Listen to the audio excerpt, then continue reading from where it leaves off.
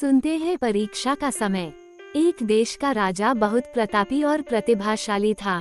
उसकी प्रजा राजा से बहुत प्यार करती थी। राजा भी प्रजा के सुख दुख का बहुत ध्यान रखता था। उस राजा के एक पुत्र था जिसका नाम विक्रमादित्य था। वह भी अपने पिता के समान बड़ा ही दयालु और प्रतिभावान था।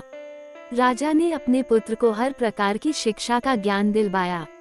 अतः राजकुमार युद्ध विद्या तथा घुड़सवारी में बहुत ही होशियार था। कुछ दिनों के बाद राजा की मृत्यु हो गई, इसलिए राजकुमार विक्रमादित्य राजा बना। विक्रमादित्य अपनी प्रजा की भलाई के लिए हर प्रकार से काम करने के लिए तैयार रहता था। वहाँ अपना भेष बदलकर पता लगाता था, कहीं राजा के सिपाही प्रजा को परेशान तो नहीं कर रहे हैं। यदि राजा को कोई सिपाही गलत दिखाई देता तो वहाँ अच्छे काम करने के लिए उसे समझाता था।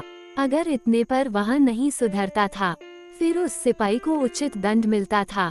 बहुत दिनों के बाद उसके मन में एक योजना आई। उसने सोचा कि हमारे राज्य की प्रजा तो हर प्रकार से सुखी है, अब मुझे किसी दूसरे राज्य में जाकर देखना चाहिए कि वहाँ की प्रजा के क्या हाल चाल चल रहे हैं। इससे मुझे नई नई बातों का पता चलेगा।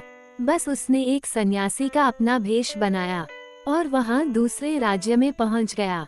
दूसरे ही दिन राज्य के चारों ओर राजा के गायब होने का शोर मच गया। राज्य के मंत्री ने राजा को ढूंढने के लिए सिपाही और गुप्तचर भेजे, परंतु काफी ढूंढने के बाद भी राजा का कोई पता नहीं चला। अंत में प्रधानमंत्री निराश होकर वहां स्वयं शासन करने लगे। राजा विक्रमादित्य का नाम दूर दूर तक प्रसिद्ध था, इसलिए छोटे बड़े सभी राजा को याद किया करते थे। वहाँ के पड़ोसी देश के राजा का नाम शिवसिंह था। उसके दो सुंदर कन्याएं थी, गीता और उर्मिला। गीता छोटी थी पर बहुत चालू थी। दोनों कन्याएं राज्य की नदी जमुना में नहाने के लिए जाया करती थी। जमुना में नहाने के बाद गीता पूजा करती थी। पूजा करने के बाद वहाँ जमुना माता से कहती थी, हे जमुना माता, तुम सबकी मनोकामनाओं को पूरा करती हो, एक हमारी भी मनोकामना को पूरा कर दो। हमें यह वर दो कि हम दोनों का विवाह प्रतापी राजा विक्रमादित्य से हो जाए। इधर विक्रमादित्य सन्यासी का भेष बदलकर घूमते हुए राजा शिवसिंह के राज्य में आए। उसने अनेक घरों में भीख मांगी, परंतु किसी ने उसे भीख नहीं दी। हर घर से उसे एक ही जवाब मिलता, तुम तो हष्ट पुष्ट जवान हो, फिर भी भीख मांगते हो, जाओ कहीं जाकर काम करो। इस पर विक्रमादित्य बहुत दुखी हुआ। उसने सोचा यहाँ की प्रजा कितनी निर्दयी है, पर वहाँ असलियत कुछ भी नहीं जानता था। आखिर लोग उसे भीख क्यों नहीं दे रहे हैं। अंत में विक्रमादित्य राजा शिवसिंह के दरबार में पहुँचा। वहाँ उसने राजा से शिकायत की, महाराज, आपके राज्य की प्रजा बहुत ही कठोर है। मैं अनेक घरों में भीख मांगने के लिए गया, परंतु हर एक ने मुझे धुतकार दिया। आपके राज्य की प्रजा में जरा सा भी दया और धर्म नहीं है। विक्रमादित्य की बातें सुनकर राजा ने कहा, मेरे राज्य की प्रजा ने तुम्हारे साथ ठीक व्यवहार किया। मैंने राज्य में यहाँ आज्ञा कर दी है कि किसी को कोई भीख नहीं दे, भीख मांगने वाले को दंडित किया जाएगा। राजा की बात सुनकर विक्रमादित्य बहुत प्रसन्न हुआ। राजा के सामने विक्रमादित्य ने कहा, हे राजन, तब तो मैंने सचमुच बहुत बड़ा अपराध किया है, लेकिन इस समय मुझे बहुत भूख लगी है। हमें भोजन के अलावा कुछ दिखाई नहीं दे रहा है। राजा शिवसिंह ने कहा, मैं अभी तुम्हारे लिए भोजन का प्रबंध करा देते हैं, पर भोजन के बदले तुम्हें काम करना पड़ेगा। विक्रमादित्य ने कहा, आज्ञा दीजिए महाराज, तुम्हें राजा के बगीचे में जाकर आम के पेड़ों की देखभाल करनी होगी। विक्रमादित्य काम के लिए तैयार हो गया। राजा ने भरपेट भोजन कराकर विक्रमादित्य को बगीचे में भेज दिया।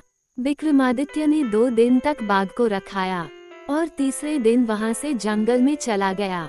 विक्रमादित्य ने एक लूले लगड़े भिखारी का रूप बनाया और एक पेड़ के नीचे बैठ गया। फिर कुछ दिनों बाद विक्रमादित्य ने उस पेड़ के नीचे एक झोपड़ी बना ली और उसी में रहने लगा।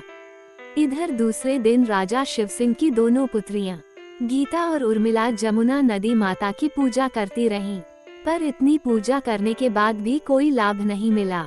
वे दोनों मन ही मन बहुत दुखी हुई। एक दिन गीता जमुना नदी में नहाकर पूजा कर रही थी, तो अचानक भगवान शंकर जी उसके सामने आ गए और बोलो कन्याओं, तुम्हारी पूजा से हम बहुत प्रसन्न हुए। जमुना नदी हमारी कन्या है, वहाँ अभी कुंवारी है, इसलिए वहाँ तुम्हें कोई वरदान नहीं दे सकती है। भगवान शंकर जी बोले, बताओ कन्याओं, तुम दोनों की क्या इच्छा है। फिर गीता और उर्मिला ने अपने हाथ जोड़कर कहा, हे प्रभु, हम दोनों राजा विक्रमादित्य से विवाह करना चाहती हूँ।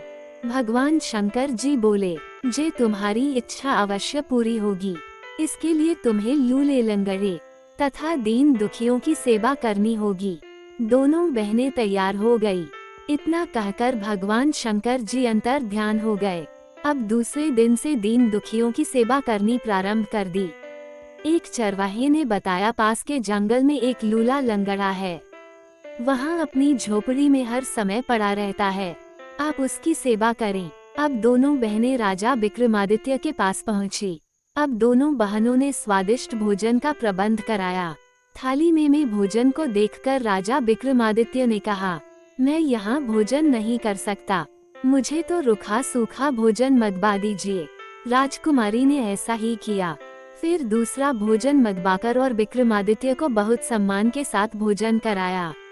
धीरे धीरे काफी समय बीत गया। एक दिन बड़ी राजकुमारी उर्मिला विक्रमादित्य को भोजन करा रही थी, तो विक्रमादित्य ने धरती से एक चुटकी धूल उठाकर उसकी मांग भर दी। उस समय छोटी राजकुमारी गीता महल की ओर गई हुई थी। यहाँ देखकर उर्मिला चौंका कर बोली, यहाँ तुमने क्या किया? तुमने तो मेरा व्रत भंग कर दिया।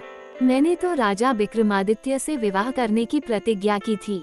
भगवान शंकर जी ने हमें ऐसा वरदान भी दिया था। विक्रमादित्य बोले, अब क्या हो सकता है? भगवान शंकर जी को यही मंजूर था। कहानी का समय समाप्त हुआ। यदि आपको कहानी अच्छी लगी हो तो हमारे चैनल को लाइक, फॉलो और शेयर अवश्य करें। धन्यवाद।